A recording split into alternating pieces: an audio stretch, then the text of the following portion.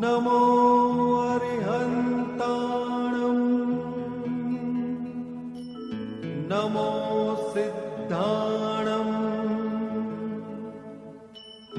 नमो आयर्याणं नमो वज्जायाणं नमो लोये सव्वसाहुणम् एसो पंच नमुक्कारो सर्वपावपणासनो मंगलाणं च सव्वेसिं परमं हवै मंगलम्।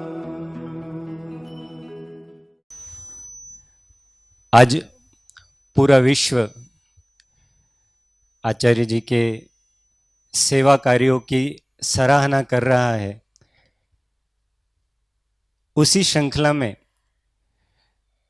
एक्चुअली जब हम वीरायतन गए थे तब हमने ये नहीं सोचा था कि आचार्य जी को पद्मश्री मिला है इसलिए कोबा बुलाना है, ऐसा हमने कभी सोचा नहीं था। हमने तो ये सोचा था कि वहाँ जाके इनके व्यक्तित्व और कृतित्व के साक्षात दर्शन हुए, इसलिए जीवन में एक बार अब उनसे मिलना है और कोबा बुलाना है उनको, तो सभी साधक कोबा के दर्शन कर सके, कोबा के साधक सभी उनके दर्शन कर सके। बहुत सारे ऐसे महापुरुष होते हैं कि जिनका व्यक्तित्व किसी परिचय का मोहताज नहीं होता, उनको परिचय की कोई आवश्यकता नहीं होती, बस उनका व्यक्तित्व ही उनका परिचय देने वाला होता है। ऐसे महापुरुषों में से एक हैं पद्मश्री आचार्य जी चंदना जी। उनका व्यक्तित्व वैसे तो किसी परिचय का मोहताज नहीं है, फिर भी जो लोग नहीं जानते हैं उनके लिए सामान्य महाराष्ट्र के एक छोटे से गांव में उनका जन्म हुआ। शकुंतला उनका नाम रखा गया और वहाँ के गांव के प्रत्येक निवासी जन, प्रत्येक जन उनको जानते थे बचपन से ही। क्यों?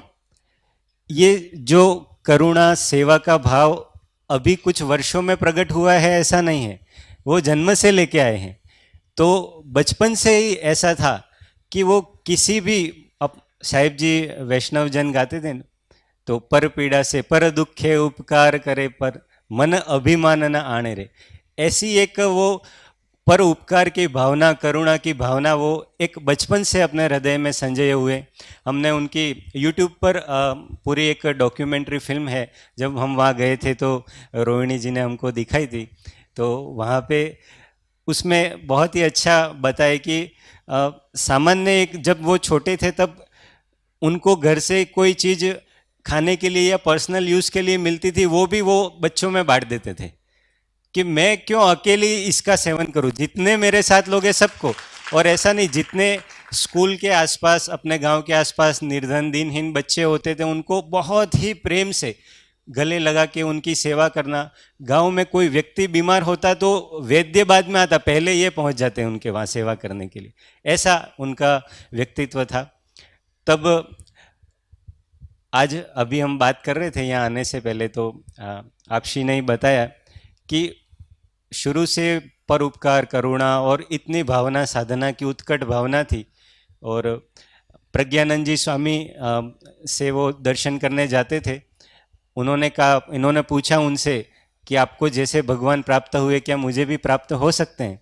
तो उन्होंने एक सेल्फ कॉन्फिडेंस इनके अंदर जगाया, आत्मविश्वास की किरण जगाई कि हाँ, जैसे मुझे प्राप्त हुए वैसे आपको भी प्राप्त हो सकते हैं। जैसे स्वामी विवेकानंद, नरेंद्र ने रामकृष्ण परमहंस से पूछा था और उन्होंने उनको बताया कि नहीं, जैसे मैं देखता हूँ वैसे आप देख सकते हैं। ऐसे स्वामी प्रज्ञानंद जी ने इनको बताया। इनके नाना जी ने इनके स्वभाव से प्रेरित होकर कहा कि आपको यही सब उत्कृष्ट कार्य करने हैं तो आप दीक्षा ले लीजिए। अब इन्होंने तब तक किसी साधुओं का परिचय नहीं था, दीक्षा क्या होती है ये सब कुछ पता नहीं था। तो उन्होंने सहज ही पूछा, एक बचपन में निखालस निर्दोष भाव होता है, उसी से पूछा कि दीक्षा क्या होती है। तो नाना जी ने भी एकदम प्रेम से कि बच्चे को बताना है तो कैसे बताना है कि जैसा हमको अच्छा लगता है ऐसा लोगों को पर उपकार के लिए बहुत सारे कार्य करना और पढ़ना। तो इन्होंने कहा कि ये तो दोनों मुझे बहुत अच्छा लगता है, तो मैं तो दीक्षा लूंगी। तो 10 वर्ष की छोटी सी उम्र में गुरु के पास गए, 4 वर्ष गुरु के पास रहे और मात्र 14 वर्ष की उम्र में उन्होंने दीक्षा ले ली। जिस उम्र में अभी बच्चे सामान्य समझ भी नहीं होती, जनरल नॉलेज भी नहीं होता है, उस उम्र में उन्होंने दीक्षा अंगीकार की। और ऐसा नहीं, हम तो यही जानते हैं कि ये केवल सेवा ही करते हैं, ऐसा नहीं। दीक्षा लेने के बाद लगातार 12 वर्ष तक मौन रहकर उन्होंने पूरे वांग्मय का अध्ययन किया, 12 वर्ष तक। अभी हमको सप्ताह में एक दिन पालना होता है यहाँ पे, तो कितनी कठिनाई आती है। 12 वर्ष तक दीक्षा लेने के बाद उन्होंने इतना शास्त्रों का अभ्यास किया और अपने व्यक्तित्व को दिव्य बनाया, जो ऑलरेडी था पर उसमें सोना में सुगंध बढ़े, ऐसा कहते हैं ना, ऐसे दिव्य बनाया। और प्रत्येक क्षेत्र, कोई क्षेत्र ऐसा नहीं है जिसको इन्होंने स्पर्श नहीं किया हो। वेदांत के, जैन दर्शन में भी सारे यमुनाएं के सभी प्रकार के अध्ययन, और इनके जो इनको पुरस्कार पद्मश्री के अलावा जो मिले हैं और जो उपाधियाँ इनको मिली हैं, तो शायद उसका वर्णन करने जाएं तो अपने पास समय कम पड़ जाएगा। जैसे बनारस हिंदू यूनिवर्सिटी और सब जगह से इनको साहित्य रत्न वगैरह की बहुत सारी उपाधियाँ और बहुत सारे अनेक उनको पुरस्कार प्राप्त हुए हैं। तो केवल वो किसी एक क्षेत्र में ही उन्होंने कार्य किया या उनकी मास्टरी है, ऐसा नहीं है। बहुत अलग अलग भिन्न भिन्न अनेक क्षेत्रों में उन्होंने कार्य किया है। हम वहाँ गए थे तो वहाँ ब्राह्मी कला मंदिर है विरायतन में। ब्राह्मी कला मंदिर, उसको म्यूजियम कहते हैं, लोग म्यूजियम के नाम से दर्शन करने आते हैं, पर हैंडक्राफ्ट डिज़ाइन जो खुद बनाते हैं वो पूरा म्यूजियम, पूरा कला मंदिर इन्होंने स्वयं बनाया। इतने छोटे छोटे कला के क्षेत्र में, मतलब beyond over expectation and imagination, इतना हम सोच भी नहीं सकते कि ऐसा कार्य कोई एक व्यक्ति इतना कर सकता है क्या।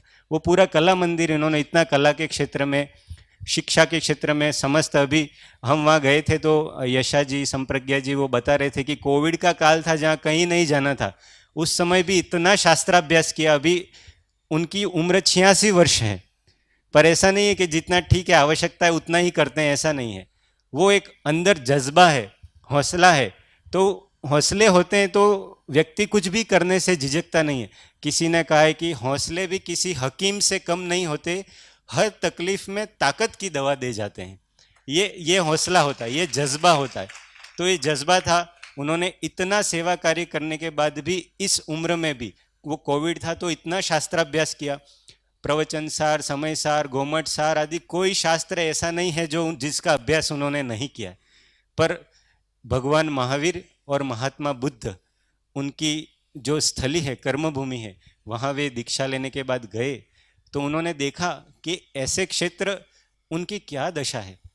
हम आते हैं, देखते हैं, हमको भी दुख होता है, हम वहाँ जाते हैं, दिन दुखी दिखते हैं तो हम शायद उनको 4-5 दिन उनका चले ऐसा भोजन या पैसे दे के आ जाते हैं, दान करके आ जाते हैं। पर this is not the permanent solution, temporary हो गया।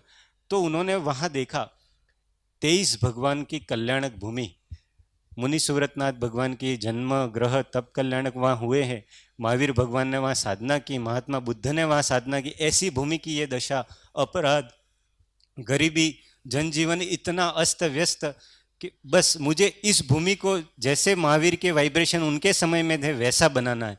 और एक सोच लेके वो आगे बढ़े, और उस सोच के साथ, जैसे कहते हैं साहिब जी कहते हैं कि एक कदम आप बढ़ाओ 10 कदम वो चल के आता है सामने से, ऐसा उन्होंने एक सोच के साथ कदम बढ़ाया। और सब उनके प्रताप से, उन महापुरुषों के, भगवान के कल्याणकों की भूमि के प्रताप से सब हो गया, सब हो गया। पर वो संघर्ष का काल अभी मैं यहाँ वर्णन नहीं कर सकता।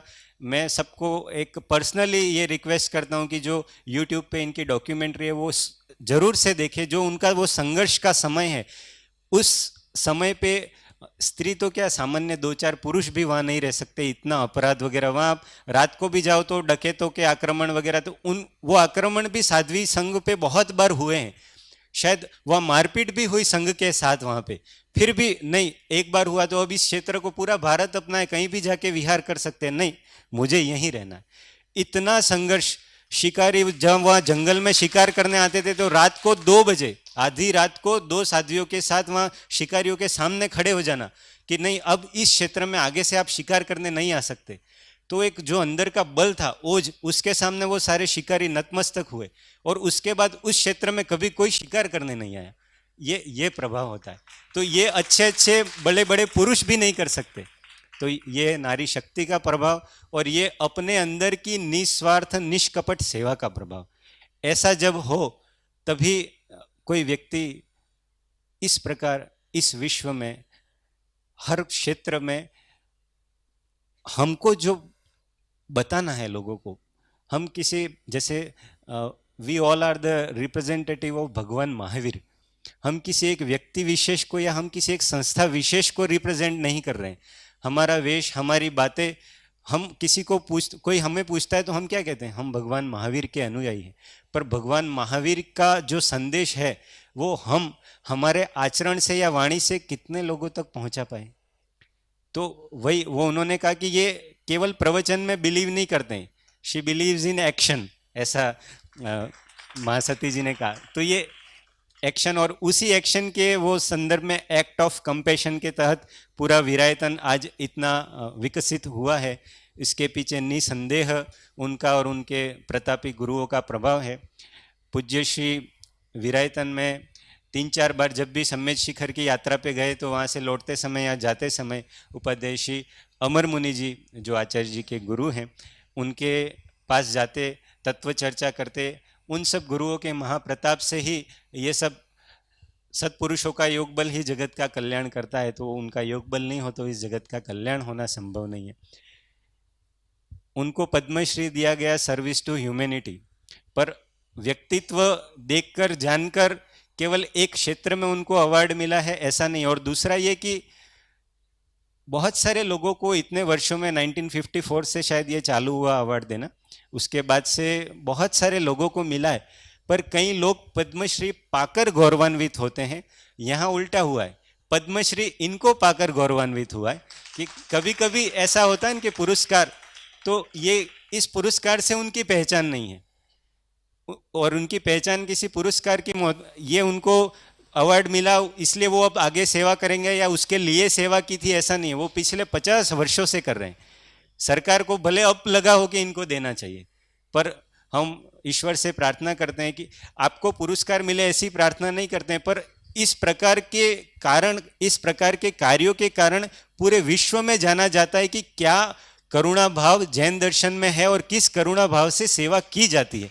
वो ऐसे कोई आयोजन होते हैं उससे पता चलता है कि हम ईश्वर से प्रार्थना करते हैं कि भारत का जो सर्वोच्च पुरस्कार है वो सेवा करुणा के क्षेत्र में भारत रत्न भी आपको शीघ्र प्राप्त हो और पूरा विश्व ये जाने कि जैन धर्म के अनुसार सेवा कार्य किस प्रकार किया जाता है और किस प्रकार उसका फल मिलता है। आज हम उस क्षेत्र में जाके देखें तो वो क्षेत्र देख के लगता है कि इस क्षेत्र का आमूलचूल परिवर्तन हो गया।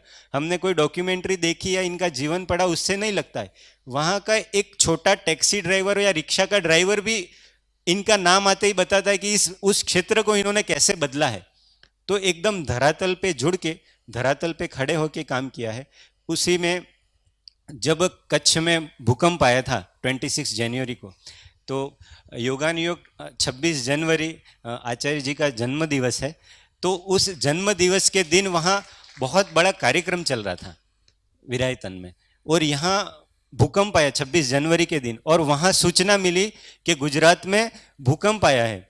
तो उतना बड़ा लार्ज स्केल का कार्यक्रम उसी समय छोड़कर सभी ट्रस्टियों ने कहा कि हम लोग जाते हैं वहाँ देखते हैं सारा क्या है कैसा है, फिर आप समय से आइएगा। पर उन्होंने कहा नहीं, वहाँ के लोगों को, वहाँ के समाज, मुझे मेरी आवश्यकता है। उसी क्षण पूरा समारोह वहाँ छोड़ के और वहाँ से सीधे कच्छ आए, और कच्छ में आके देखा कि बहुत सारी संस्थाएं सेवा कार्य कर रही हैं।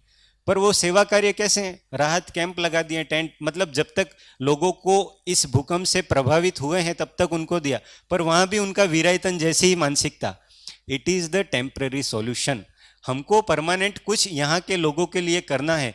तो वहाँ भी उन्होंने वहीं वो जो तंबू वगैरह टेंट लगाते वहीं रहे, और वहीं एक दूरदृष्टि से देखा कि इन लोगों के लिए क्या करना चाहिए। तो विद्यालय वगैरह, शिक्षण संस्थान, और आज वहाँ भी एक बड़ा वैसा के वैसा विरायतन निर्माण होकर खड़ा है जो लोगों को परमानेंट सॉल्यूशन दिया शिक्षा, रोजगार आदि सबके क्षेत्र में।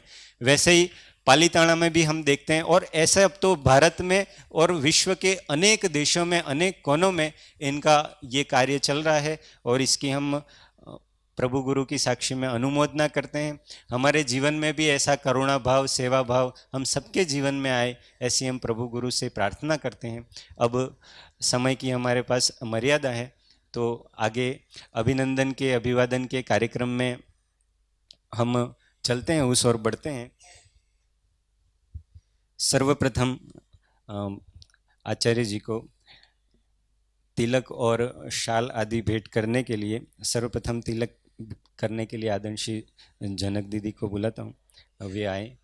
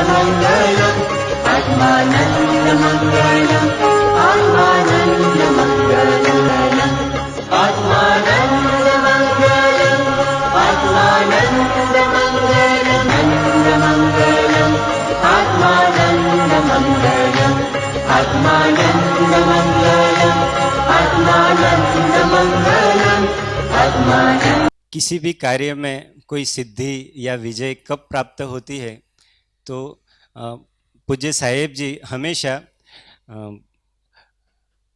पूज्य श्री अमर मुनि जी का लिखा हुआ वो 4 पंक्तियां हमको बार बार सुनाते थे। बार बार उन्होंने उस पर स्वाध्याय भी 2-3 बार लिए। जीवन सेज नहीं सुमनों की, सो जाओ खर्राटे मार, जीवन है संग्राम निरंतर, प्रतिपद कष्टों की भरमार। दृढ़ साहस के धनी कर्मरत, जो रहते हर क्षण बेदार, वही पहुँचते हंसते हंसते विजय श्री के स्वर्णिम द्वार, वही पहुँचते हंसते हंसते विजय श्री के स्वर्णिम द्वार। तो कोई विजय श्री को कब प्राप्त करता है, तो ये जीवन को एक संग्राम बना लेता है, और प्रति क्षण उनको उस मार्ग पे धीरे धीरे बढ़ता रहता है, तो वही विजय श्री के द्वार को प्राप्त करता है। अब मैं आदरणीय भैया जी से विनती करता हूँ कि जो प्रशस्ति पत्र संस्था द्वारा आचार्य जी को अर्पित किया गया है, वो एक बार पढ़ के सभी को आप सुनाएं। अभिनंदन पत्र पढ़ते हुए भी हमको बहुत आनंद और गौरव की अनुभूति हो रही है। आपके जीवन के जितने कुछ गुण कपिल भैया ने बताए, थोड़े से बताया, बहुत सारे हैं, परंतु हमने थोड़े से हमको जितना समझ में आया उतने लिखे हैं। इतने ही नहीं समझना, बस इतना सबसे रिक्वेस्ट है। सेवा धर्म परम गहनो योगिनामप्य गम्य, परम विदुषी महान जिन धर्म प्रभावक, निष्काम कर्मयोगी, सेवा मूर्ति, प्रखर राष्ट्रभक्त, समाजोद्धारक, नारी गौरव, सुदृढ़ नेतृत्वशाली, कुशल कर्तृत्व मूर्ति, विशाल मातृत्व दात्री, મા સરસ્વતીના કૃપાપાત્ર પદ્મશ્રી આચાર્ય ચંદનાજીના ઉત્કૃષ્ટ સેવા કાર્યોની શ્રીમદ રાજચંદ્ર આધ્યાત્મિક સાધના કેન્દ્ર કોબા ગાંધીનગર અંતઃકરણપૂર્વક અનુમોદના કરે છે. આપ શ્રીના ઉત્કૃષ્ટ સેવા કાર્ય માટે આપનું અભિવાદન અનુમોદન કરતાં અમે અત્યંત ગૌરવની લાગણી અનુભવીએ છીએ. અમે આપ શ્રીના સફળ આધ્યાત્મિક અને સેવાનિષ્ઠ જીવનની મંગળ કામના કરીએ છીએ. ઓમ. હું આત્મા છું, આપનો સેવક છું, સૌનો મિત્ર છું. ओम शांति शांति शांति. आगे की कार्यक्रम की श्रृंखला में साध्वी संगमित्रा जी का तिलक आदि द्वारा अभिवादन करने के लिए मैं आज बहन श्री हंसाबेन और बहन श्री छायाबेन को आमंत्रित करता हूँ. तत्पश्चात साध्वी जी हमें सुंदर भक्ति का और सत्संग का लाभ दें, ऐसी उनसे विनती भी करते हैं.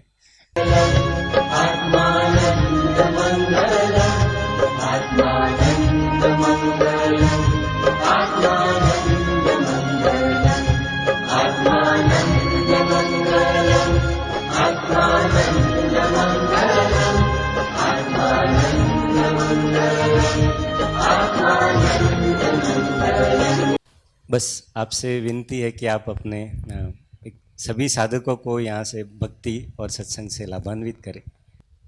जय जिनेन्द्र. आप बधाए एक अत्यंत लागणी, आनंद, प्रेम, उत्साह, प्रेरणा आ वातावरण में शू नहीं. आजे मैं एक प्रसंग सांभळ्यो. गुजराती चालशे ने?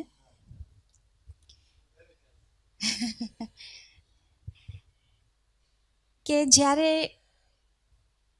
એક વખત એક નાનકડો પ્રસંગ છે, ખાસ કરીને બાળકો બેઠા છે તો મને એક યાદ આવે છે પ્રસંગ. એક વખત ભગવાન બુદ્ધ નીકળ્યા હતા. કોઈ એક શ્રાવકે એમને ભોજન માટે બોલાવ્યું અને જે સાધુઓ પણ આખા સંઘની સાથે બુદ્ધની સાથે નીકળ્યા. તો જ્યારે જતા હતા એટલું સુંદર ચારે તરફ વાતાવરણ. અને મારી ગુજરાતી માફ કરજો, હું જરા રાજસ્થાની છું, પણ ક્યારેક ક્યારેક મહારાષ્ટ્રમાં જઈ આવી તો થોડું મરાઠી વચ્ચે વચ્ચે આવી જાય ને ટોન આવી જાય. પણ ખૂબ સુંદર માર્ગ. અને બુદ્ધ ચાલતા હતા, સાથે સાથે સેંકડોની સંખ્યામાં બધા બૌદ્ધ ભિક્ષુઓ પાછળ પાછળ ચાલતા હતા, એની પાછળ શ્રાવકો ચાલતા હતા, શ્રાવિકાઓ ચાલતા હતા. અને એવી આનંદમગ્ન એકદમ પેલી યાત્રા. અને ત્યાં ગયા બુદ્ધ, પ્રસાદનો લાભ આપ્યો શ્રાવકને અને ત્યાંથી પાછા વળતા હતા બધા જ જણા. તો શું થઈ ગયું કે જે એક નાનો ભિક્ષુ હતો તો એ પાત્રમાં જમે ને, પાત્ર સાથે લઈ જાય ને પાત્રમાં જમ્યો અને કંઈક કારણસર જરા કામ તેમ થયું ને પાત્ર ભૂલી ગયો. પાત્ર ભૂલીને જ્યારે બુદ્ધની સાથે પછી બધા જણા પાછળ પાછળ નીકળી આવ્યા, અચાનક યાદ આવ્યું કે અરે હું તો પાત્ર ભૂલી ગયો ત્યાં. એટલે વહેલો બુદ્ધની આજ્ઞા લઈ અને પાછા એ જ રસ્તે પાછા ગયો. અને પછી એને કંઈક એકદમ અટપટું લાગ્યું કે આ જ એક રસ્તો હતો જ્યાં જે રસ્તાથી જ્યારે અમે જતા હતા એટલી બધી આમ સૃષ્ટિ નાચતી હતી, પશુઓ પક્ષીઓ બધા ગીતો ગાતા હતા અને એટલું આનંદપૂર્ણ વાતાવરણ. અને એ જ રસ્તાથી હવે હું પાછો જાઉં છું મારું પાત્ર લેવા માટે. તો પ્રકૃતિ હસતી નથી, હવે એ આનંદ નથી, હવે એ કલ્લોલ નથી પક્ષીઓનું. શું વાત થઈ? તો એ કીધું કે હું ચોક્કસ જઈને મારા સ્થવિર ગુરુ છે એમને હું પૂછીશ કે શું થયું હશે. એ ગયો વહેલો પાત્ર લીધો, પાછો આવ્યો અને પછી ગુરુને પૂછે. કંઈક અલગ હતું. શું થયું હશે? જ્યારે આપણે બધા જ જણા સાથે ચાલતા હતા ભગવાનની સાથે ત્યારે તો ખૂબ જ કેવું વાતાવરણ હતું, કેવું વાતાવરણ હતું? આનંદનું, જેવું હમણાં છે તેવું વાતાવરણ હતું. ને પછી શું થઈ ગયું કે હું એકલો ગયો ને પછી પાછો આવ્યો ત્યારે એવું વાતાવરણ નહીં હતું. કારણ કે શું હતું? ત્યારે ભગવાન સાથે હતા ત્યારે બુદ્ધ સાથે ચાલતા હતા અને એ આખું વાતાવરણ એવું આનંદમગ્ન અને પ્રેમપૂર્ણ બધું.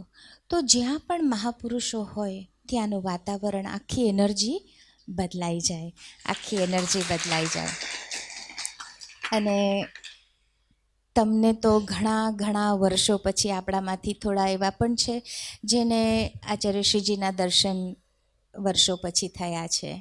ઘણા એવા પણ છે કે જેમને આચાર્ય શ્રીજીને હજી સુધી દર્શન પણ નથી કર્યા, પણ એમના જે વાઇબ્સ છે, એમનું જે કરુણા પ્રેમપૂર્ણ સ્વભાવ છે અને એની અનુભૂતિ તમે અનુભવો છો. હું તો મોટા ભાગે છેલ્લા 10-10.5 વર્ષથી મારી દીક્ષા થઈ છે, પણ એના પહેલાંથી હું છું આચાર્ય શ્રીજી સાથે જોડાયેલી. હું નાની હતી, 4-5 વર્ષની, ત્યારે મારા નાનીજી મને એમની પાસે લઈ આવ્યા હતા. અને એમ સમજો કે ઓફ એન્ડ ઓન હું લગભગ 25-30 વર્ષથી એમની સાથે જ છું. પણ આજેની જે એનર્જી તમે મહેસૂસ કરી તેવી મેં પણ મહેસૂસ કરી. અને હર જ વખતે હું જ્યારે પણ એમની સાથે હોઉં ત્યારે મેં ગુરુદેવ અમર મુનિજી મહારાજ જેમની વાત હમણાં ભાઈ કરતા હતા, તો એમને મેં પૂછ્યું કે કેમ તાઈમાં આપણને રમણીય લાગે, એમને જોઈને એમનું મુખ, એમનું અસ્તિત્વ કેમ એવું લાગે? તો એમને કીધું કે કારણ કે જેવી રીતે સૂર્ય છે, આપણે રોજ જોઈએ ને સૂર્યને, આપણે રોજ જોઈએ ચંદ્રમાને, પણ જ્યારે જ્યારે આપણે જોઈએ કેવું સવારની અરુણિમા, સાંજની લાલી, એ હંમેશા આપણને નવી લાગે અને આહ્લાદદાયક લાગે. એવી જ રીતે જે નામાં દિવ્યતા હોય, જેવી રીતે આપણા ગુરુજી, unfortunately I have not had a chance to have his દર્શન, પણ જ્યારે પણ આવા સંતો હોય, એ સંતોમાં કંઈક હર ક્ષણ નવું કંઈક હોય છે જે આપણા મનને પ્રેરિત કરે છે, આહ્લાદિત કરે છે, આનંદિત કરે છે, પ્રસન્ન કરે છે. અને આપણે ખૂબ ભાગ્યશાળી છીએ બધા કે આપણે એમના સાનિધ્યમાં બેસી અને એમના દર્શનનો, એમના સત્સંગનો આપણને લાભ મળે છે.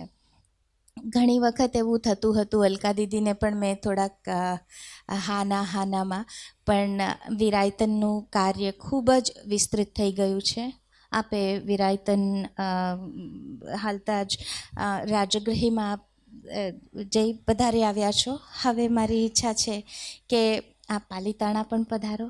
આચાર્ય શ્રીજી હમણાં ત્યાં જ બિરાજે છે, આપ કાર્યક્રમ કરો ત્યાં આવવાનો, અને ખાસ કરીને આ બાળકોને પણ.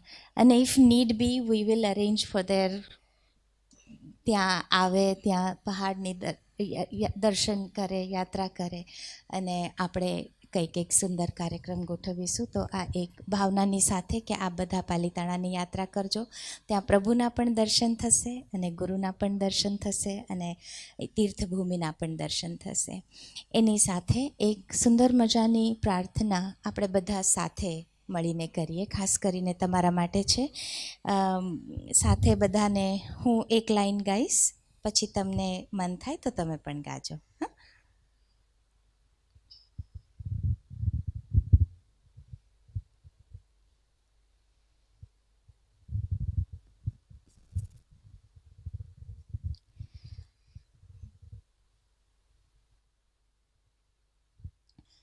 રંગ મને મહાવીરનો લાગ્યો રે, રંગ મને મહાવીરનો,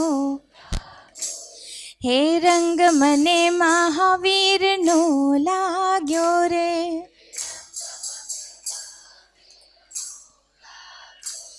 કે ઘટમાં દીવલડો જાગ્યો રે, કે ઘટમાં, કે રંગ મને મહાવીરનો લાગ્યો રે,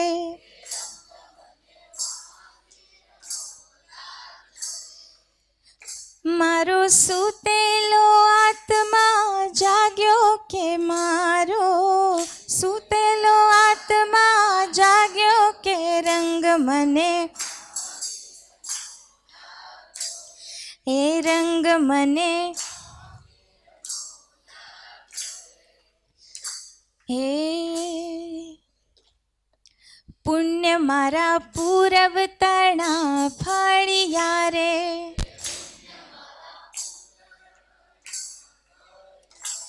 હે પુણ્ય મારા પૂરવતણા ફળિયા રે,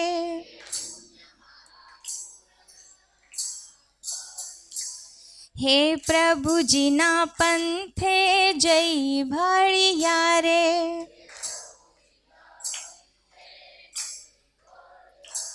હે માર્ગે સતગુરુ મળ્યા રે, કે માર્ગે સતગુરુ મળ્યા રે, કે રંગ મને મહાવીરનો, હે રંગ મને મહાવીરનો લાગ્યો રે, હે પ્રભુ તારા ગીત લડા ગાવું રે, પ્રભુ તારા ગીત લડા ગાઉં રે, હે પ્રભુ તારી જ્ઞાન ગંગામાં નાવું રે, હે પ્રભુ તારી જ્ઞાન ગંગામાં નાઉં રે, હે પ્રભુ તારા અમૃત રસ પાવું રે, કે પ્રભુ તારા અમૃત રસ પાવું રે, કે રંગ મને મહાવીરનો, લાગ્યો રે, હે રંગ મને,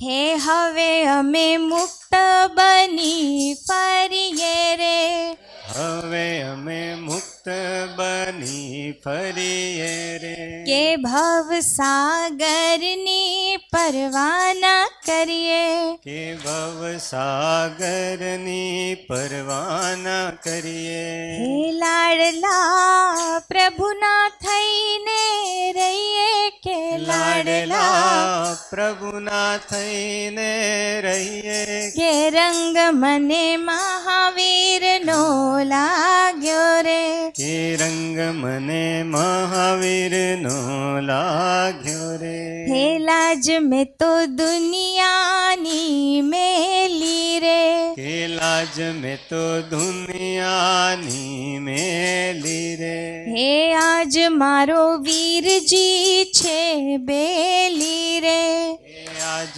મારો વીરજી છે બેલી રે, કે જિંદગી સુધરી ગઈ વેલી રે, કે કે જિંદગી સુધરી ગઈ વેલી રે, હે રંગ મને મહાવીરનો, હે રંગ મને મહાવીરનો, કે ઘટમાં દીવલડો જાગ્યો રે, કે ઘટમાં દીવલડો જાગ્યો રે, કે રંગ મને મહાવીરનો, હે રંગ મને મહાવીરનો, લાગ્યો રે, રંગ મને મહાવીરનો લાગ્યો રે, કે રંગ મને હિમમાં જાગ્યો, કે મારો સૂતેલો આત્મા જાગ્યો, કે રંગ મને મહાવીરનો, હે રંગ મને મહાવીરનો લાગ્યો રે, કે રંગ મને,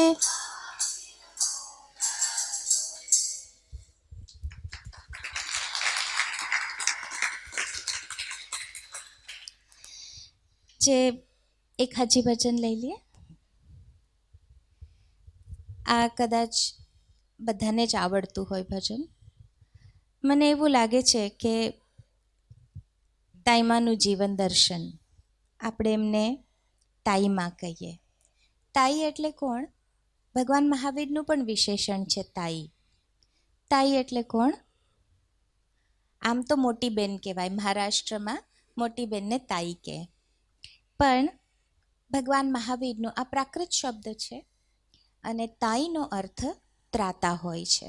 ત્રાતા, જે આપણને તારી લે, જે આપણો હાથ ઝાલી લે, જે આપણને હાથ પકડી અને ગંતવ્ય સ્થાન પર લઈ જાય, એ તાઈ હોય. અને આપણે તાઈમાને તાઈમાં કહીએ, કારણ કે ઘણા લાખો લોકોના માટે એ એમના ત્રાતા છે. તો તાઈમાનું જીવન આવું જ છે, જે હું ભજનમાં ગાઉં છું. અને હું આજે એટલા માટે લઉં છું કે તમે બધા જણા બેઠા છો, તમને શીખવાનું પણ થઈ જાય, તમને મજા પણ આવી જાય, તમને સાથે સાથે દરેક શબ્દોના અર્થ ખબર પડે. શબ્દોના અર્થ ક્યારે ખબર પડે ખબર છે? એ શબ્દોને અર્થ આપવાવાળો વ્યક્તિ જ્યારે આપણે સામે હોય ત્યારે એ શબ્દ સાર્થક લાગે છે. તાઈમાનું જીવન આ શબ્દોને સાર્થક કરે છે. મેવા મળે કે ના મળે, મારે સેવા તમારી કરવી છે. મુક્તિ મળે કે ના મળે, મારે ભક્તિ તમારી કરવી છે. મુક્તિ મળે કે ના મળે, મારે ભક્તિ તમારી કરવી છે. મેવા મળે કે ના મળે, મારે સેવા તમારી કરવી છે. મુક્તિ મળે મારે ભક્તિ તમારી કરવી.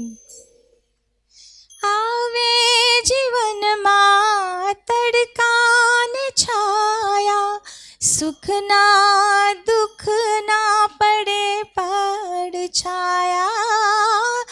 આવે જીવનમાં તડકાને છાયા, સુખના દુઃખના પડે પડછાયા.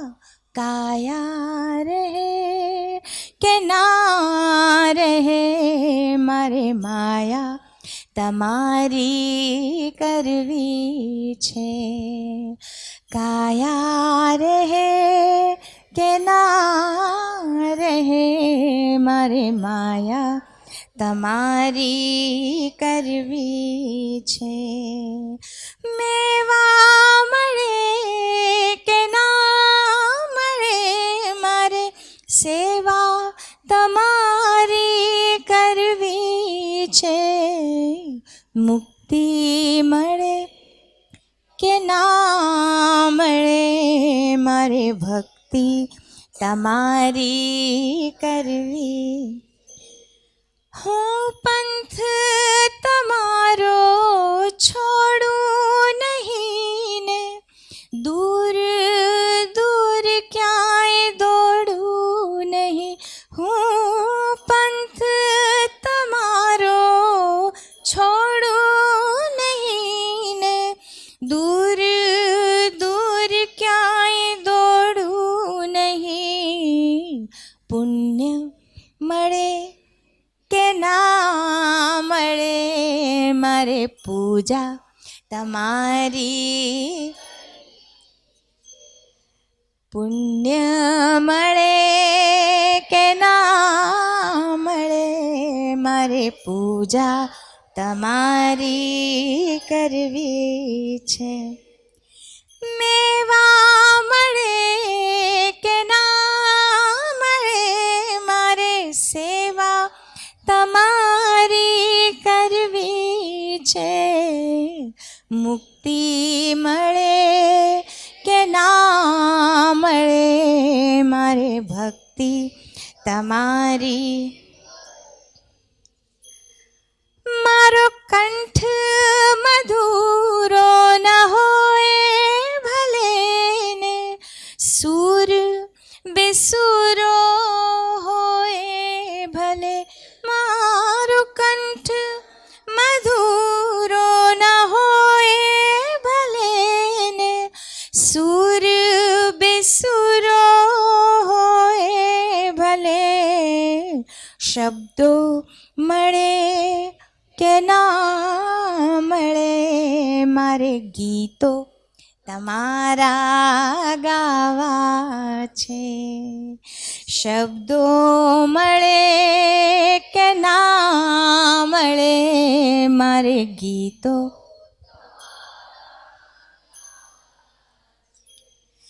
મેવા મળે કે ના મળે, મારે સેવા તમારી કરવી છે. મુક્તિ મળે કે ના મળે, મારે ભક્તિ તમારી કરવી છે. મુક્તિ મળે કે ના મળે, મારે ભક્તિ તમારી કરવી, મારે ભક્તિ તમારી. પક્કું? आपने कहा कि मारो कंठ मधुरो होए भले, वो बात आप पे लागू नहीं होती. आपका कंठ भी मधुर है और सुर भी बिल्कुल एकदम सुर में ही है, कहीं भी बेसुरे नहीं है. और ऐसी भक्ति चलती रहे तो हम तो रात भर भी सुनने के लिए तैयार हैं. आपने ताई माँ की बात की, तो हम जब वहाँ आए थे तो एक अलग ही ये पूरा विरायतन एक ताई माँ मय हो गया है. वो वहाँ के गेट से एंट्री करे तो वहाँ जो सिक्योरिटी गार्ड से लेके अंदर तक जहाँ भी जाए, और वहाँ एक विशेष बात यह है कि वहाँ कर्मचारियों को कर्मचारी नहीं कहा जाता है, वहाँ सहयोगी कहा जाता है. कि अब हम कहते हैं ना कि अपने किसी माली भाई को बुलाना है कि पहला भाई अपने गार्डन वाला कर्मचारी है ना, सहयोगी को बुलाओ, तो वहाँ सबको सहयोगी कहा जाता है. वो हमको इतना हृदय स्पर्शी लगा कि वहाँ किसी को भी एक ऐसा एहसास नहीं कराया जाता है कि आप कम हैं, आप सब अधिक हैं, आप सब इक्वल हैं. ताई माँ के लिए आप सभी पुत्र समान हैं, आप सभी उनकी संतानें हैं. तो ऐसा ही वात्सल्य हमको वहाँ देखने को मिलता है. इसी वात्सल्य के कारण आप जो महापुरुषों की जो भूमि बंजर हो चुकी थी, आपने एक नंदन वन की तरह उसको विकसित कर दिया है.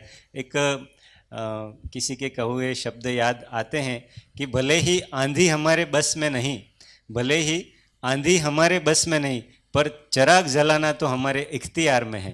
कि हम चिराग तो जला सकते हैं, जब आंधी आएगी तब वो चिराग अग्नि का रूप ले लेगा, तो कम से कम उतना तो हम कर सकते हैं. और उसी भावना के साथ आपने वो किया, और आज हम देखते हैं कि पूरे विश्व में वो उस अग्नि की ज्वालाएं एक महावीर के ज्ञान के प्रकाश को जाज्वल्यमान कर रही हैं.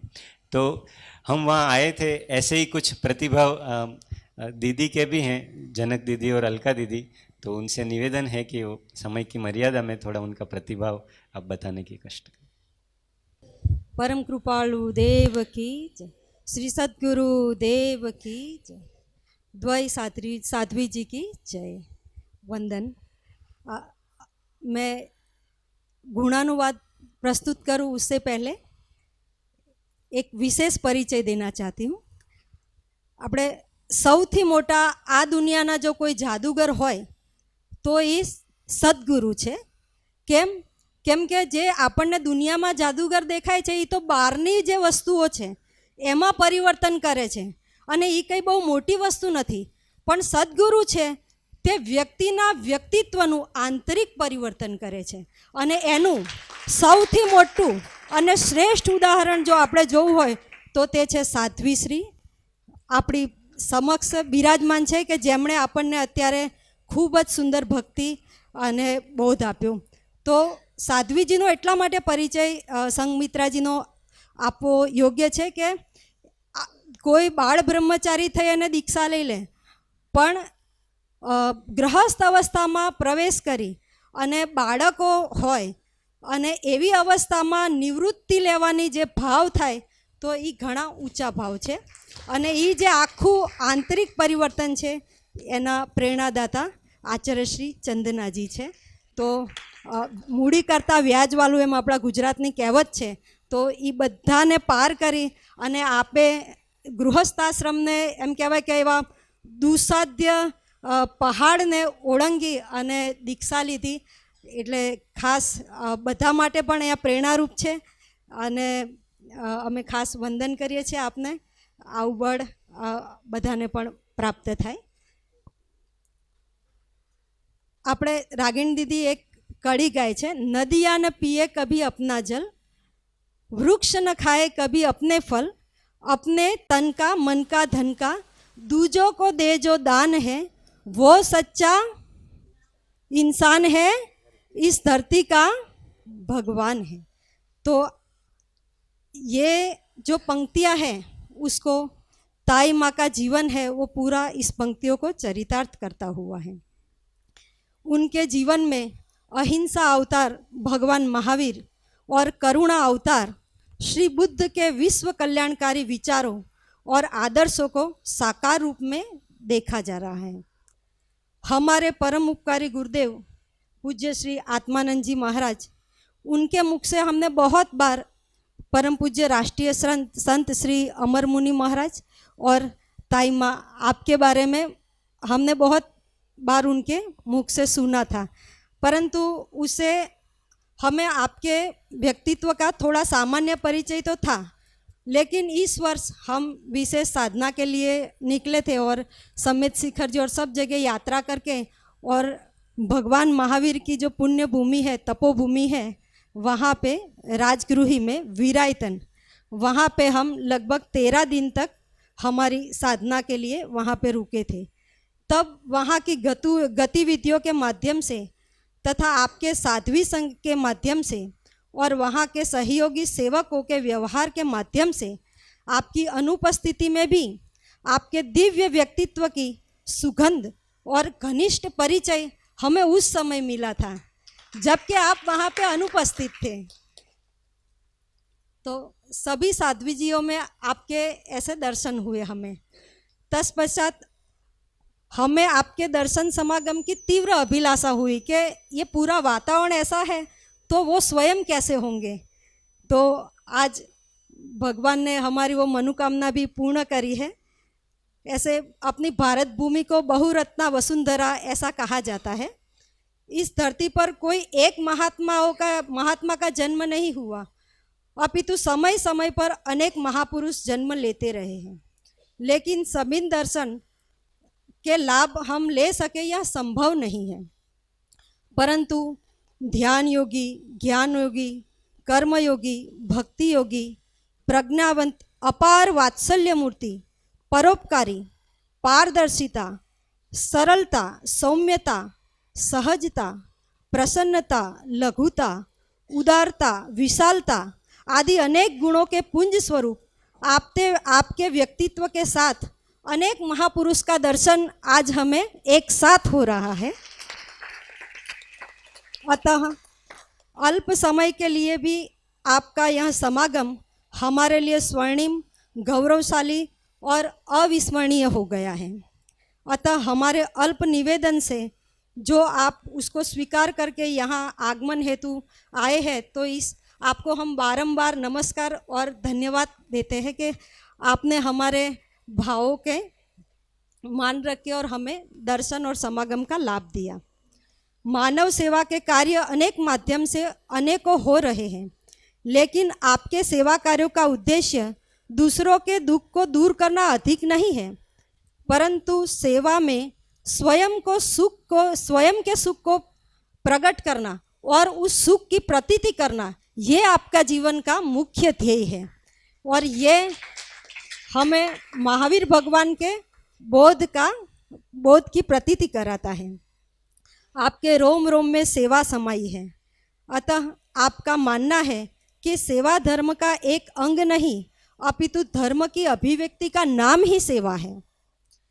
दूसरों को दुख नहीं पहुंचाना, यह अहिंसा के इस स्वरूप को सभी जानते हैं, परंतु इससे भी एक कदम आगे दूसरों के दुखों को दूर करने के सच्चे प्रयास भी अहिंसा की अभिव्यक्ति है।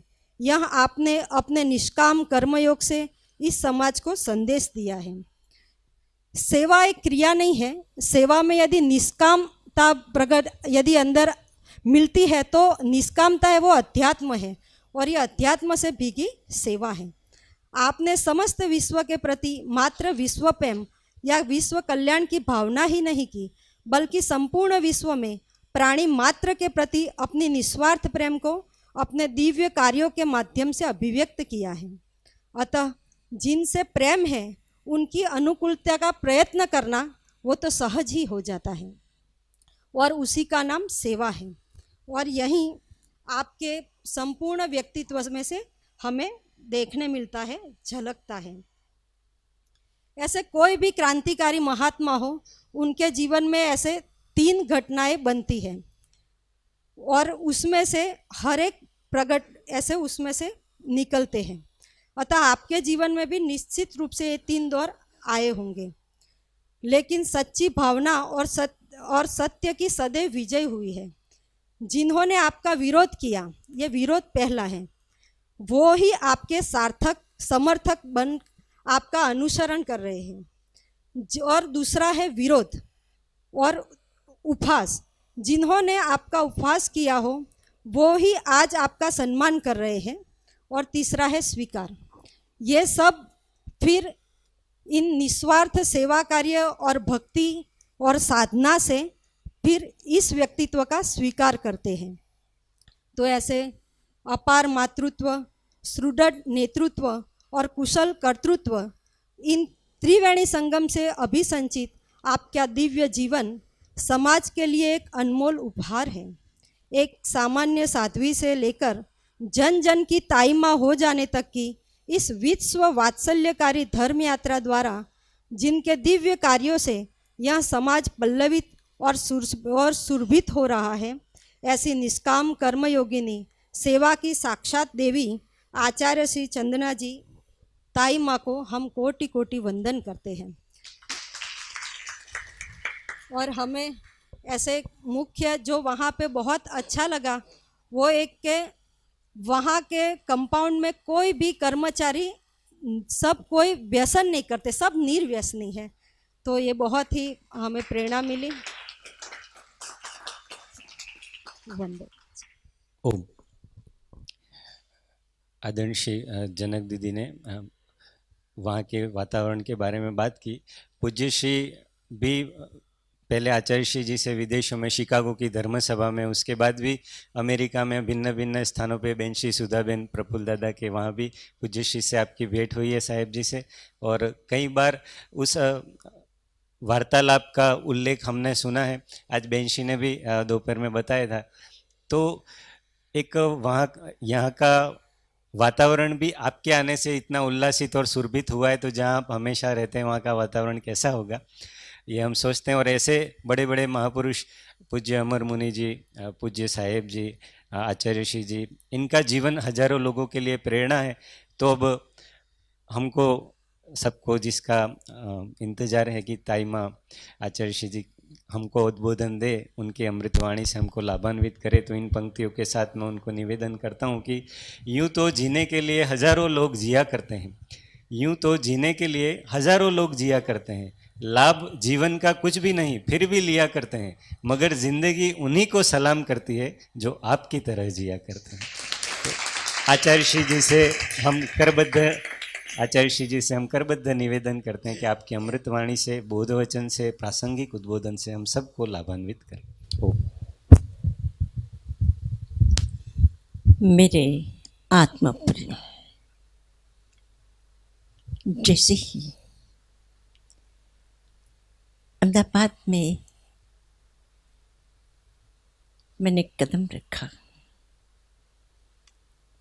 अतीत की उन प्राचीन स्मृतियों में मेरा मन रम गया। मुझे याद आ रहा था आगरा, मुझे याद आ रहा था विरायतन, राजगीर, जहाँ पर राष्ट्र संत पूज्य गुरुदेव उपाध्याय अमर मुनि जी महाराज वहाँ पर विराजमान थे। और उस समय कई बार सम्माननीय आदरणीय अध्यात्म योगी आत्मानंद जी गुरुदेव के पास घंटों तक बैठते थे, घंटों तक बैठते थे, बात करते थे। और ऐसा नहीं कि वहीं उसी समय बात करते थे, लेकिन आत्मानंद जी के चले जाने के बाद में भी गुरुदेव जी ने कई बार कहा कि ऐसे लोग समाज में सभी जगह हो, तो समाज में धर्म के विषय में, जो जड़ता है। गुरुदेव कहते थे कि किसी वृक्ष का जड़ से जुड़ना बहुत आवश्यक है। जड़ से जुड़ा हुआ होगा तो भी वृक्ष ऊपर पल्लवित हो सकता है, विकसित हो सकता है। लेकिन अगर जड़ हिल जाए तो वृक्ष बढ़ नहीं सकता, पनप नहीं सकता, वो कभी न कभी निराशायी होगा। लेकिन उसके साथ ये भी कहते थे कि जड़ से जुड़ना आवश्यक है, पर जड़ता नहीं चाहिए। हमारी धार्मिक क्षेत्र में एक जबरदस्त जो जड़ता आई है, वह जड़ता अगर न हो तो धर्म हमेशा हमेशा के लिए प्राणवान और जीवन के प्रश्नों के समाधान के साथ वो साथ चल सकता है। और इस तरह से गुरुदेव बहुत पसंद करते थे आत्मानंद जी को। उस समय गुरुदेव जी उन्हें आत्मानंद जी के नाम से ही पुकारते थे। डॉक्टर थे, शायद डॉक्टर थे, तो डॉक्टर आत्मानंद जी कह करके गुरुदेव जी उन्हें बुलाते थे। तो एक तरह से आप भी साथ में थे, धर्मिष्ठा जी भी साथ में थे, और भी काफ़ी लोग होते थे। और हमें भी बहुत प्रसन्नता होती थी कि वो आए हैं।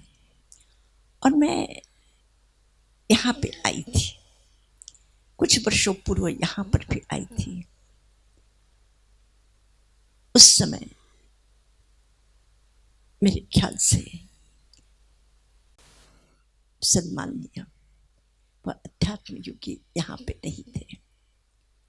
थोड़ा सा मुझे उस समय सुनापन लगा था। लेकिन इस बार मैं जब आई हूँ तो मैं आप सभी लोगों को अंतःकरण पूर्वक प्रेम से, सम्मान से आप सभी का अभिनंदन करना चाहती हूँ कि मुझे उनकी उपस्थिति अनुभव हुई। मुझे ऐसे नहीं लगा कि दिया नहीं है, दिया नहीं है। हो सकता है ऊपर का आकार न हो, लेकिन उसकी ज्योति, उसका प्रकाश, उसकी प्रसन्नता, उसकी खुशियाँ और उसका जो प्राण चाहिए, ऊर्जा चाहिए, उस ऊर्जा को अनुभव किया गया। और मैं आपसे कहना चाहती हूँ कि इस प्रकार से आश्रम तो मैंने भी बहुत देखे हैं, बहुत सारे आश्रम देखे, बहुत सारे आश्रम में गई भी हूँ। लेकिन यहाँ आने के बाद में मुझे ऐसे लगा कि प्राचीन ऋषियों का जो आश्रम होना चाहिए और हो सकता है, उसी प्रकार की अनुभूति मैंने यहाँ पे की। और मैं आप लोगों के निमंत्रण की प्रतीक्षा के बिना, आप लोगों के निमंत्रण की प्रतीक्षा के बिना जब कभी मुझे समय मिलेगा और मैं इस रास्ते से निकली तो मैंने कहा कि मुझे इस आध्यात्मिक आश्रम में, इस गुरु के आश्रम में मुझे जब भी कभी मौका मिलेगा, मैं आप सबके बीच में आकर इस वातावरण की, इस खुशबू का अनुभव करना चाहूँगी, इस आध्यात्मिक शांति का अनुभव करना चाहूँगी। इसलिए मैं आप सभी को बहुत प्रेम और सम्मान के साथ में आपको मैं एक ही बात कहना चाहूँगी जो मेरे एक ज़िंदगी को मैंने जाना है। मुझे कभी भी किसी संप्रदाय से, किसी धर्म से, किसी धर्म गुरु से मुझे कभी भी ऐसा नहीं हुआ कि अपना नहीं है। मैंने अगर आचार्य शंकर को पढ़ा, आचार्य निम्बार्क को पढ़ा, आचार्य सिद्धसेन दिवाकर को पढ़ा, आचार्य अभयदेव सूर्य को पढ़ा, या आचार्य कुंद को पढ़ा, अमृतचंद्र को पढ़ा, मुझे ऐसे लगा कि सत्य एक है, सत्य एक है, एक ही प्रकाश है।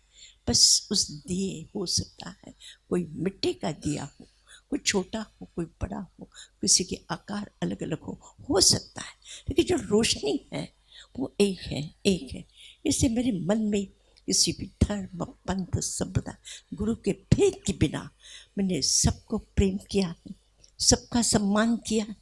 और मैं जहाँ भी गई हूँ मुझे ऐसे लगा कि उन्होंने यही कहा कि विश्व एक है, यत्र विश्व भवतेक नीडम। उपनिषद का एक महत्वपूर्ण सूत्र है, संपूर्ण विश्व एक है, विश्व का सत्य एक है। जैसे एक घोंसले के ही हम सब लोग हैं, और हम अगर आपस में प्रेम से रह सकेंगे तभी विश्व शांति आ सकेगी। तो मैंने एक अपने छोटे से अनुभव के आधार पर जीवन की साधना का एक तरह से स्वभाव बन गया है कि कहीं पर भी आवश्यकता है, कहीं भी ज़रूरत है, किसी को भी अगर अपने उपयोगी बन सकते हैं तो इससे बड़ी खुशी क्या होगी। चूंकि हमारा जो जीवन है, हम एक क्षण भी पृथ्वी के बिना रह सकोगे बच्चों? बिना पृथ्वी के हम रह सकेंगे? हम बिना हवाओं के जी सकेंगे? हम बिना पेड़ों के जी सकेंगे? हम सूरज के बिना जी सकेंगे? हमारी जिंदगी में कितने कितने लोग हैं, कितने कितने पशु पक्षी हैं, कितने ही लोगों के सहयोग के कारण हम जीते हैं। और पृथ्वी को हमारी ज़रूरत है, पृथ्वी को हमारी ज़रूरत है, सूरज को हमारी आवश्यकता है, पानी को हमारी आवश्यकता है, पेड़ों की हमारी आवश्यकता है। किसको हमारी आवश्यकता है? हमको सबकी आवश्यकता है, लेकिन हमारी किसी को आवश्यकता, हमारी किसी को आवश्यकता नहीं है। हमको सबकी आवश्यकता है, सबका हम उपयोग करते हैं। तो बदले में हमें क्या करना चाहिए? बदले में हमें क्या करना चाहिए? हाँ? सारी दुनिया का हम उपयोग करते हैं, जबकि दुनिया को हमारी आवश्यकता नहीं है। सारी दुनिया का हम उपयोग करते हैं, लेकिन हमारी किसी को भी आवश्यकता नहीं है। तो हमें क्या करना चाहिए?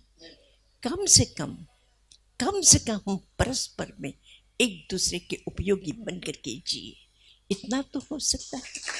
एक छोटा सा सूत्र, अहिंसा का सूत्र। और मैं आपसे कहना चाहती हूँ कि अहिंसा, अनुकंपा और मैत्री, ये अहिंसा के जीवन के 3 क्रम है। पहले हिंसा मत करो, दूसरा है अनुकंपा, दूसरों के प्रति सहयोगी बनो, और तीसरा सूत्र है विश्व मैत्री, संपूर्ण विश्व के साथ में अपना करुणा का, प्रेम का हाथ फैला दो और सबको तुम अपना बना दो। इस विश्व स्वरूप अहिंसा का वो मैत्री में पूर्णता है। तो मैं आप सबसे कहना चाहती हूँ कि हमारा जो जीवन है वो जीवन एक तरह से एक करुणापूर्ण हो। और धर्म क्या है? धर्म की परिभाषा कि मैं आत्मस्वरूप हूँ, मैं शुद्ध हूँ, बुद्ध हूँ, मुक्त हूँ, निरंजन हूँ, निर्विकार हूँ, सब कुछ हूँ। लेकिन इसके साथ साथ थोड़ा सा आसपास में क्या है, उसका आसपास में वो शुद्ध स्वरूप आत्मा के आसपास में क्या है? थोड़ा सा अंधेरा भी है, थोड़ा क्रोध का कचरा है, थोड़ा माया का कचरा है, थोड़ा आसक्ति का कचरा है, थोड़ा लड़ाई झगड़ा का कचरा है। कितना कचरा है? एक तरफ में कहते हैं हम शुद्ध हूँ, मैं शुद्ध हूँ, और दूसरी तरफ में थोड़ा बाहर आँख खोल करके देखे तो हमारी जिंदगी में कुछ विकृतियाँ भी हैं। तो हम उस विकृति को दूर किस प्रकार से करते हैं? अपने जीवन की बुराइयों को दूर करने का उपाय क्या है? तो मैं आप सबसे यही कहना चाहूँगी कि जब भी कभी मौका मिल जाए, जब भी जीवन में कभी मौका मिल जाए, तो हम अध्ययन के साथ साथ जीवन में दूसरों के लिए हम उपयोगी अगर बन सकेंगे तो हमारी जीवन की बुराइयाँ अपने आप दूर होगी। तो मैं संक्षेप में, काफ़ी समय हो चुका है, मैं लंबी बात नहीं करूँगी। शास्त्र सिद्धांत की बहुत लंबी बातें हैं। जहाँ तक सेवा, ये जीवन का जैसे एक स्वभाव है, सेवा जो है वो स्वभाव है, प्रेम ये स्वभाव है।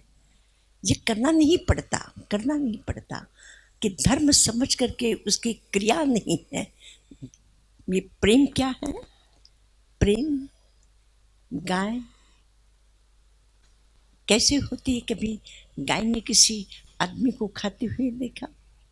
खाएगी वो कभी आदमी को, किसी जानवर को, किसी पशु को? उसका क्या है गाय का? स्वभाव है प्रेम, वो कभी किसी को, इंसान को तकलीफ नहीं देगी। एक पशु होकर के भी गाय कभी किसी को तकलीफ नहीं देगी, वो स्वयं को। तो हमारा धर्म भी हमारा क्या है कि हम किसी को नोचेंगे, किसी को खराब करेंगे, किसी को तकलीफ देंगे, ऐसा व्यवहार हम नहीं करेंगे, क्योंकि हमारा वो स्वभाव बन गया है। जो शेर है वो क्या करता है, शेर, और गाय से कभी डर लगता है, और शेर से क्यों लगता है, शेर से डर, शेर से क्यों डर लगता है? बस, तो दुनिया में तुम गाय बनना चाहोगे कि शेर बनना चाहोगे? गाय बनना, तो गाय बनने के लिए क्या करना पड़ेगा, सबसे प्रेम करना पड़ेगा। तो मैं बस यही आपसे कहना चाहती हूँ कि गाय देती है, अमृत देती है, जीवन देती है, प्रेम देती है, किसी को भी तकलीफ नहीं देती, और हमारा भी जीवन सहज ऐसा ही बनना चाहिए, गाय की तरह, क्रूर पशुओं की तरह नहीं। तो धर्म में से उस स्वभाव अपने आप आता है, वो सेवा करनी नहीं पड़ती। जब कभी कहीं पर भी ज़रूरत हो जाए तो हम वहाँ जा कर के खड़े हैं, जहाँ ज़रूरत हो जाए किसी को तो वहाँ हम जा कर के खड़े हैं। बस इतना ही बच्चों के लिए खास करके मैं कहूँगी कि कभी भी अपने साथ में बच्चे पढ़ते हैं, अगर उसके पास किताब नहीं है, अपने पास एकत्रित करो, मैं अपनी किताब, उसमें तुम भी देखो, मैं भी देखूँ, मैं भी लिखूँ, तुम भी लिखो, मैं भी सुनूँ, तुम भी सुनो। अगर अपने पास में टिफ़िन में खाना लेकर के गए हो, किसी के पास नहीं है, तो उसमें से पड़ोस में कोई बच्चा है जो खाना लेकर के नहीं आया है, उसमें से क्या करो, शेयर करो। तुम्हारे पास में जो भी अच्छाइयाँ हैं बस उसको शेयर करना सीखो। उसको कहीं ज़रूरत है, उस ज़रूरत के लिए तुम उपयोगी बन जाओ।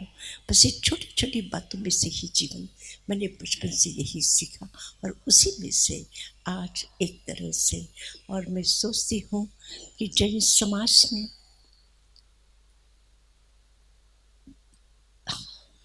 भारतवर्ष में जैन समाज में जितने स्कूल, जितने हॉस्पिटल, जितने सेवा के काम, जितने सत्कर्म, जितनी धर्मशालाएं, जितने मंदिर, उसकी संख्या, उसका हिसाब किताब अगर आप जानो तो एक संख्या कितनी है जैन समाज की, कितने हैं जैन, कितने जैन हैं, कितने जैन हैं?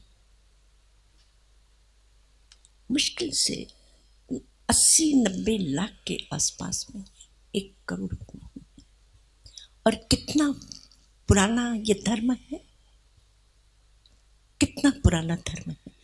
अगर हम अनंत की बात छोड़ भी दें, अगर हम केवल इतिहास के पृष्ठों पर लिखे हुए उस इतिहास की अंक पर ही अगर हम चले, उसी को ध्यान में रख करके चले, तो महावीर को 2500 वर्षों हो चुके हैं। तो 2500 वर्ष पुराना भगवान पार्श्वनाथ को 3000 वर्षों हो गए। तो इतना समय पुराना इतिहास हमें उपलब्ध है। इतिहास के प्रसंग स्थापत्य में है, साहित्य में है, अन्यत्र और ग्रंथों में भी है। तो एक तरह से 2500-3000 वर्ष पुराना धर्म है। संख्या यहाँ पे, और क्रिश्चियन लोग कितने हैं इस देश में? क्रिश्चियन लोग यहाँ पे अहमदाबाद में क्रिश्चियन स्कूल है, क्रिश्चियन स्कूल है। और अब यही नहीं, पालीताना में भी है मंदिर। मैं बराबर कहती हूँ कि गांव में मंदिर, लेकिन पालीताना मंदिरों का गांव, मंदिरों का गांव, और इतने मंदिर और स्कूल, स्कूल, और पालीताना में क्रिश्चियन स्कूल, क्रिश्चियन स्कूल। मैं, अगर वो स्कूल है, मैं उसका विरोध नहीं कर रही हूँ, लेकिन मैं ये कहना चाहती हूँ कि कृष्ण धर्म एक केवल 250 साल पुराना हिंदुस्तान है। करोड़ों की संख्या में क्रिश्चियन है, करोड़ों की संख्या में बच्चे आपके क्रिश्चियन स्कूल में पढ़ते हैं। आज हमारे गांव गांव में मंदिर है, लेकिन स्कूल, हॉस्पिटल, बच्चों के लिए काम। मैं आप सबको यहाँ पे देख करके मैं अत्यंत प्रसन्न हूँ कि बच्चों के लिए ये धर्म संस्थान या आध्यात्मिक संस्थान उनके अच्छे संस्कारों के लिए, शिक्षण के लिए प्रयत्न करता है। भारतवर्ष नहीं, दुनिया अगर कभी जीवित रह सकेगी तो अहिंसक शक्ति के आधार पर ही ये विश्व जीवित रह सकेगा। अहिंसा के शास्त्र से ही, हिंसा के शस्त्र से नहीं।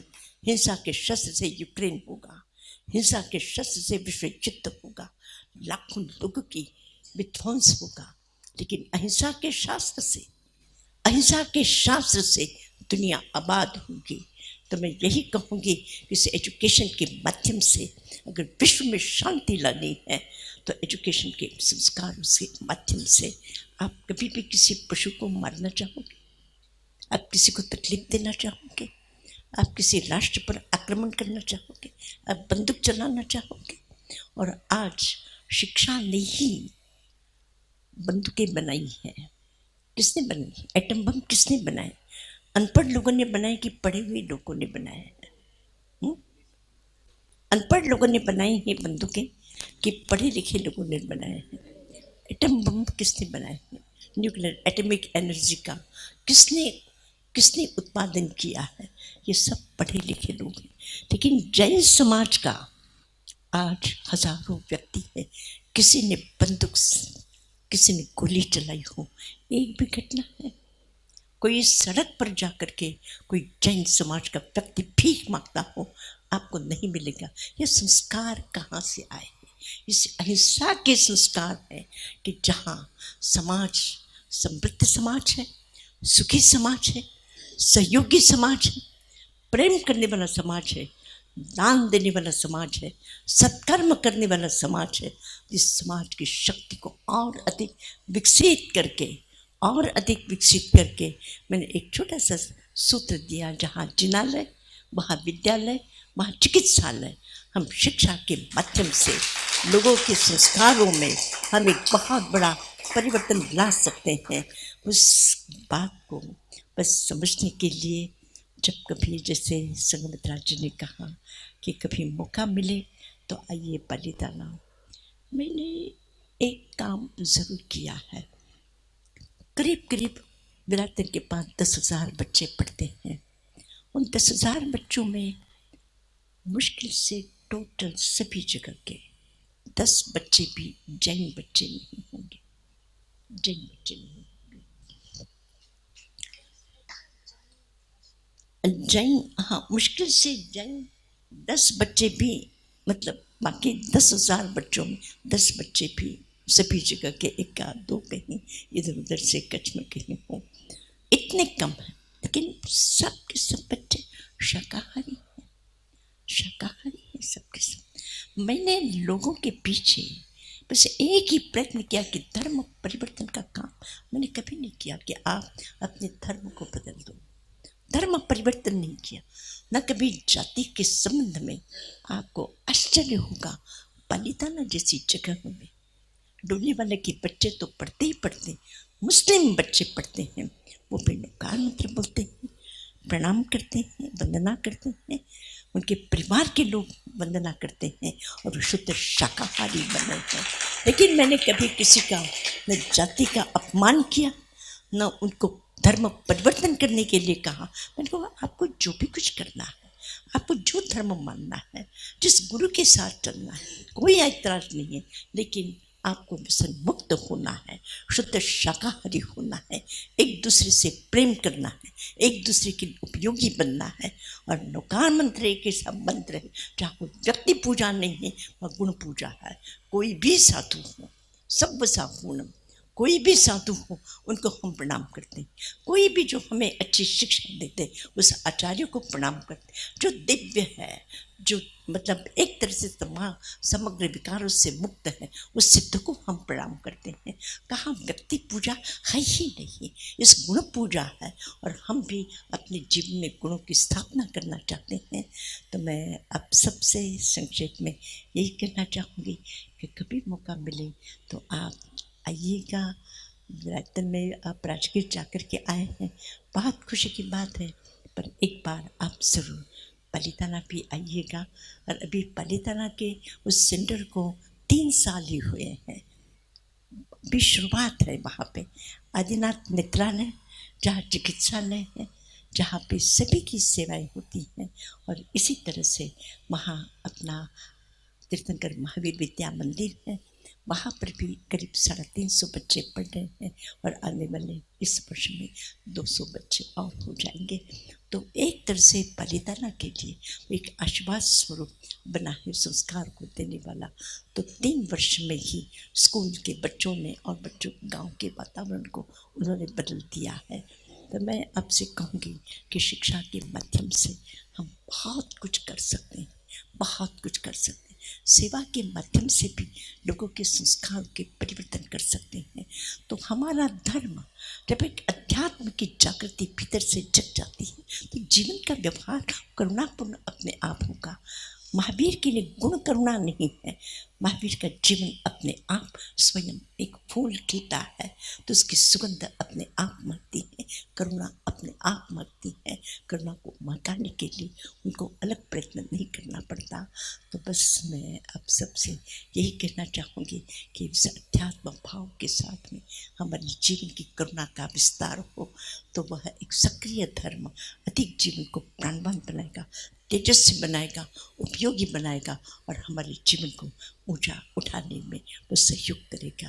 आप सबके लिए बहुत बहुत शुभकामना, आशीर्वाद।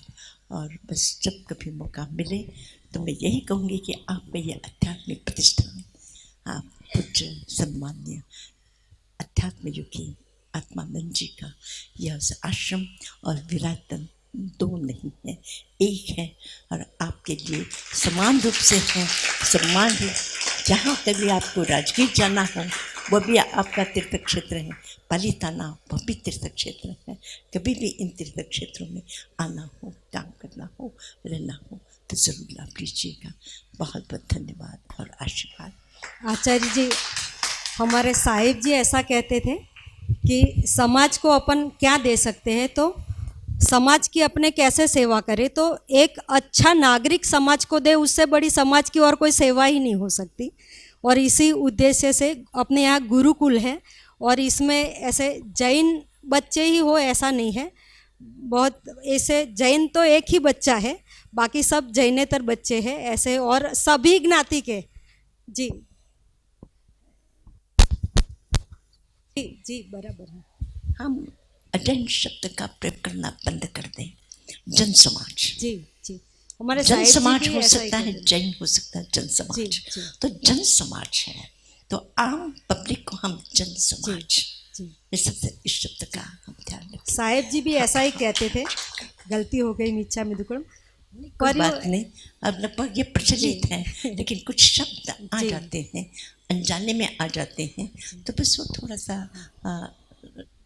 किसी को अखरता है। जी, जी। इसलिए हम जन समाज सब एक है। जन समाज में तो हम सब एक हो जाते हैं।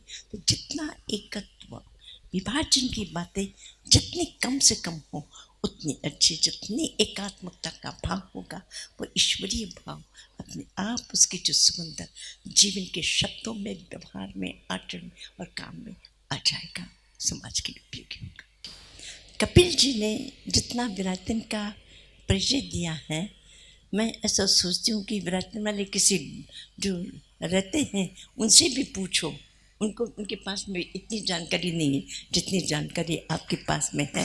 तो जब कभी विराटन के विषय में जानकारी देने के लिए बुलाना होगा तो कपिल जी मैं आपको बुलाऊंगी। हमने तो हमारे हृदय में वहाँ जो महसूस किया हमने तो वही कहा है, कहीं से कोई इन्फॉर्मेशन कलेक्ट नहीं की है, हमारे पास ऐसे कोई सोर्सेज भी नहीं है, पर हम वहाँ रहे और हमने जो अनुभव किया वही हमने यहाँ पे कहा। और विशेष रूप से मैं सभी बच्चों को कहना चाहूँगा कि આચાર્યશ્રીજી જે કીધું કે આપણે હળીમળીને રહેવાનું ને એકબીજાને સહયોગ કરવાનો, તો ખાલી એમને પ્રવચનમાં કીધું એવું નથી. નાનપણમાં આપણે ડોક્યુમેન્ટરી જોઈશું એક દિવસ. નાનપણમાં એમને એ નાની ઉંમરમાં પણ ગુરુકુળ જ્યારે સ્કૂલ જતા હતા ત્યારે બધા જે પણ ઘરેથી કંઈ ટિફિનમાં આપતા ને તો એ પોતે ના ખાઈને બધાને વેચી દેતા કે આ બધાને જરૂર છે, આ બધાને કોણ ખવડાવશે. એવી જે પેન્સિલ ને એ બધું, એકવાર તો અમે એ ઘટના જોઈ હતી કે પેન્સિલ બધાને આપવાની હતી તો એમને આપણે પેલો ગુલ્લક આવે છે ને એમાં નાખીએ તો એમાંથી ફોડીને જેટલા પૈસા નીકળ્યા, દુકાને ગયા, પેન્સિલ લીધીને બધાને વેચી. ઘરે તો કોઈને ખબર જ નહીં. તો આવો ભાવ એ ખાલી એમના પ્રવચનમાં કે વ્યાખ્યાનમાં નથી, એ એમના જીવનમાં છે. તો આપણા જીવનમાં પણ આવું બધું આવવું જોઈએ. તો जो आपने महावीर के विश्व मैत्री और उन सिद्धांतों को बताया, उन्हीं सब सिद्धांतों को एक सुंदर पद्य में पूज्य श्री अमर मुनि ने इतना गागर में सागर भर दिया है. जो वो प्रार्थना साहेब जी को अत्यंत प्रिय थी और हम सभी को प्रिय है. हम मंदिर में हमेशा और कहीं भी जाते हैं, हर कार्यक्रम के अंत में वगैरह हम उस भाव को भाते हैं.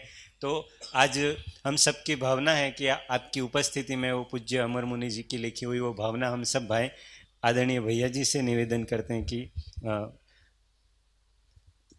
उस भावना का भावन हमको कराएं. हम सभी भाव से भाते हैं. भावना दिन रात मेरी सब सुखी संसार हो. ओम. बोलो श्री शांतिनाथ भगवान पंच परमेष्टि भगवान की जय.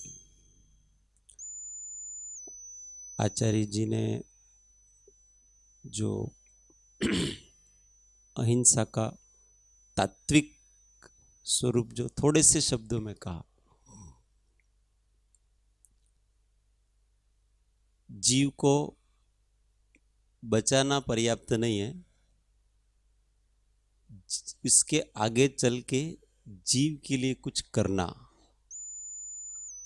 और उसके आगे चल के जीवों के लिए सब कुछ करना.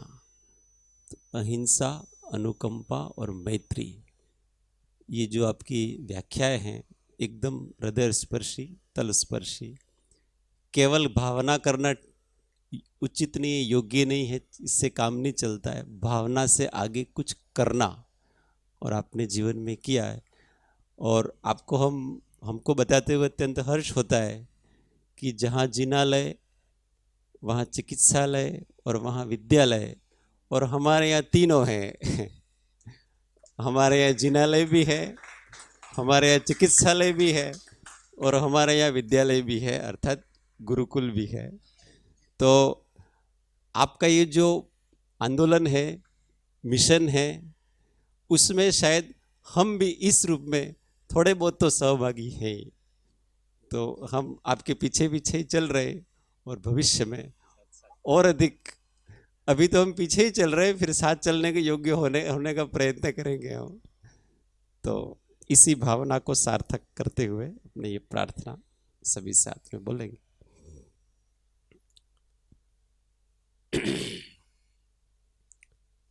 भावना दिन रात मेरी सब सुखी संसार हो. भावना दिन रात मेरी सब सुखी संसार हो. सत्य संयमशील का व्यवहार बारंबार हो. सत्य संयमशील का व्यवहार बारंबार हो. भावना दिन रात मेरी धर्म के विस्तार से संसार का उद्धार हो. धर्म के विस्तार से संसार का उद्धार हो. पाप का पर परिहार हो और पुण्य का संचार हो। पाप का परिहार हो और पुण्य का संचार हो। भावना दिन रात मेरी ज्ञान की सज्योति से अज्ञानता का नाश हो। ज्ञान की सद्ज्योति से अज्ञानता का नाश हो। धर्म के सदाचरण से शांति का आवास हो। धर्म के सदाचरण से शांति का आवास हो। भावना दिन रात मेरी शांति सुख आनंद का प्रत्येक घर में वास हो। शांति सुख आनंद का प्रत्येक घर में वास हो। वीरवाणी पर सभी संसार का विश्वास हो। वीरवाणी पर सभी संसार का विश्वास हो। भावना दिन रात मेरी रोग भय और शोक होवे दूर है परमात्मा। रोग भय और शोक होवे दूर है परमात्मा।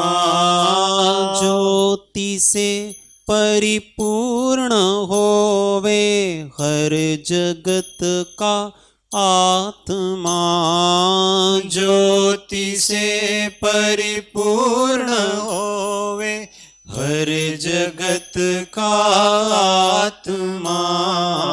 भावना दिन रात मेरी सब सुखी संसार हो। सत्य संयमशील का व्यवहार बारंबार हो। सत्य संयमशील का व्यवहार बारंबार हो। भावना दिन रात मेरी। बोलो महावीर स्वामी भगवान की। ये जैसा कि कहा गागर में सागर है, ये जो रचना है पूज्य अमर मुनि जी की, एकदम गागर में सागर है। भगवान महावीर के अनुयायियों के हृदय की भावना को ये प्रकट करता है। आज का कार्यक्रम यहाँ पर संपन्न होता है। अंत में पूज्य बेंशी से अनुरोध करते हैं कि साहेब जी ने जो हमको अमूल्य दिव्य सूत्र प्रदान किया है, उस सूत्र के माध्यम से कार्यक्रम का अंत मंगल करें। ओम। परम विदुषी पूज्य ताई माँ को वंदन, माता जी को वंदन।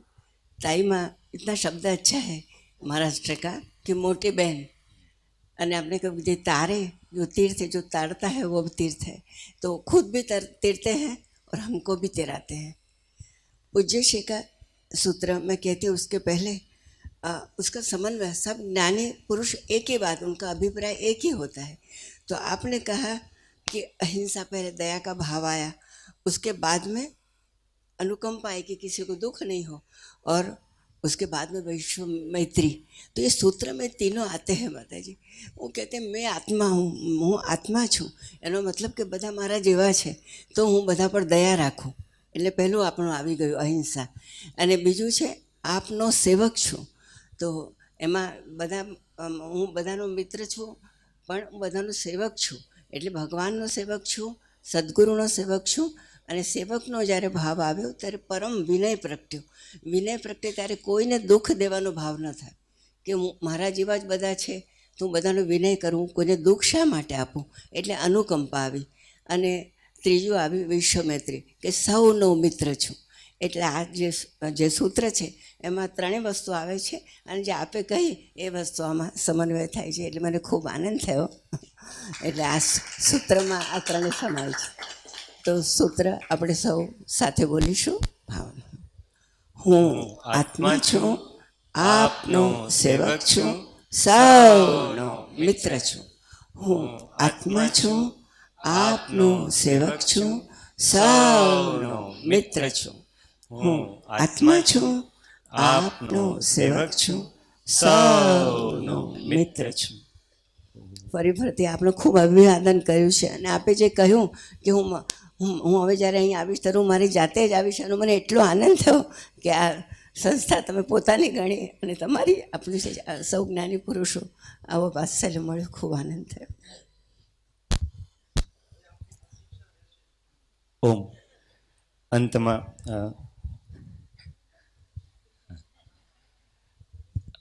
अंत में हमारे एक साहजिक निमंत्रण को मान देकर आपने एक यहाँ पे पधारने का, जो आपके इतने व्यस्ततम शेड्यूल में, और व्यस्ततम शेड्यूल अलका दीदी जब से विरायतन से यहाँ आए हैं तब से अनथक ऐसा प्रयत्न कर रहे हैं कि ताई माँ एक बार कोबा में आए।